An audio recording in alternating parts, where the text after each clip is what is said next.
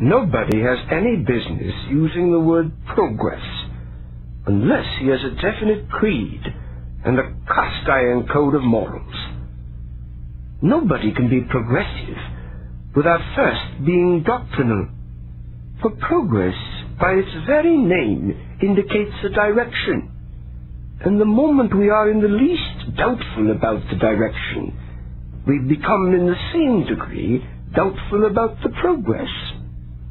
Never, perhaps, since the beginning of the world, has there been an age that had less right to use the word progress than ours. In the Catholic 12th century, in the philosophic 18th century, the direction may have been a good one or a bad one. Men may have differed more or less about how far they went and in what direction. But about the direction, they did in the main agree, and consequently, they had the genuine sensation of progress. But it is precisely about the direction that we disagree.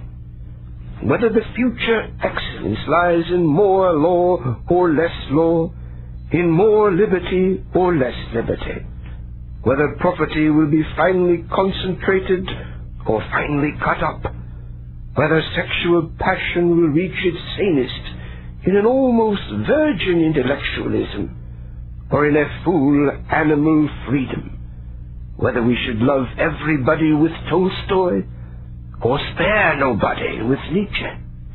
These are the things about which we are actually fighting most. Next, science.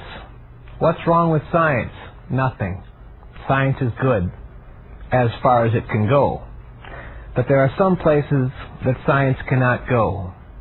It cannot go into the soul. It cannot explain human nature.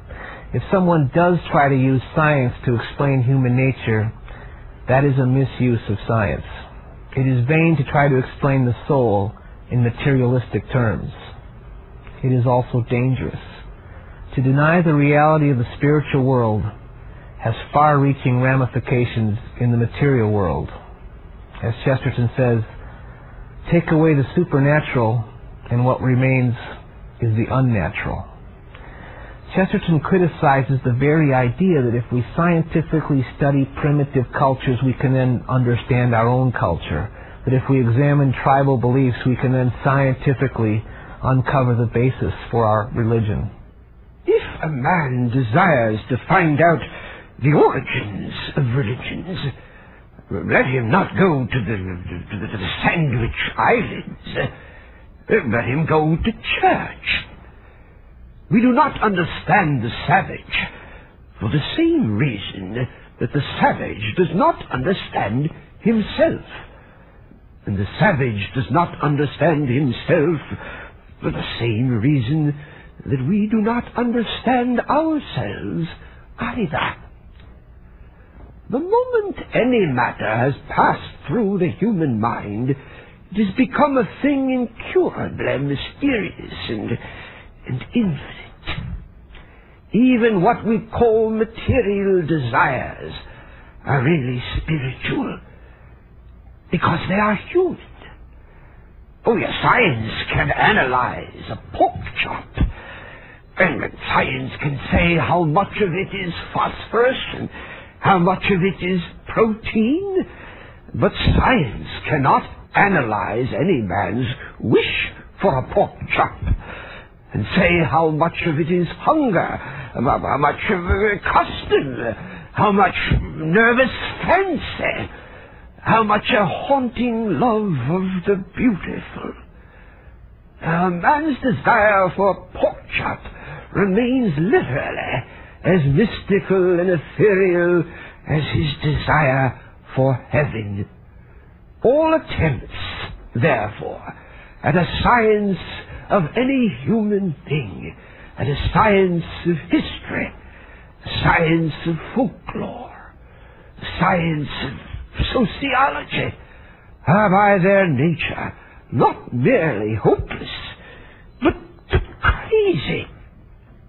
Next up, paganism. Modern heretics think themselves quite clever in saying that paganism is superior to Christianity, and they even imagine themselves able to be pagans. But Chesterton shows that not only was paganism something different from what moderns think it was something much less than the Christianity which replaced it. Modern intellectuals, by pretending to be pagans, only show how narrow they are. The real difference between paganism and Christianity is perfectly summed up in the difference between what we call the pagan or natural virtues, such as justice and temperance, and those three virtues of Christianity which the Church of Rome calls virtues of grace: faith, hope, and charity. First of all, the pagan virtues, such as justice and temperance, are the sad virtues, while the mystical virtues of faith, hope, and charity are the happy, even exuberant virtues. Secondly, the pagan virtues are the reasonable virtues, while the Christian virtues of faith, hope, and charity are unreasonable. Justice consists in finding out a certain thing due to a certain man and giving it to him. Temperance consists in finding out the proper limit of a particular indulgence and adhering to that. But charity means pardoning what is unpardonable, or it is no virtue at all. Hope means helping when things are hopeless, or it is no virtue at all. And faith means believing the incredible, or it is no virtue at all.